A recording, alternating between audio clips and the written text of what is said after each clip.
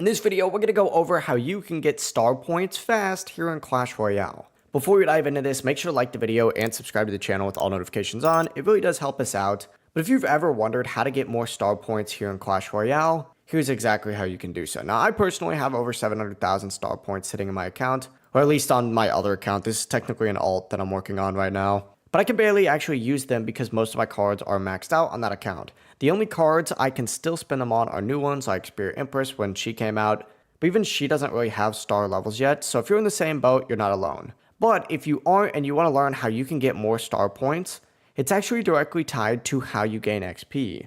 Focus on leveling up your cards the most, especially to level 15, because you'll get star points that way. That means I recommend grinding the Path of Legends Trophy Road and winning different games to gain card updates. The more cards that you upgrade, the more XP and star points you actually earn in return.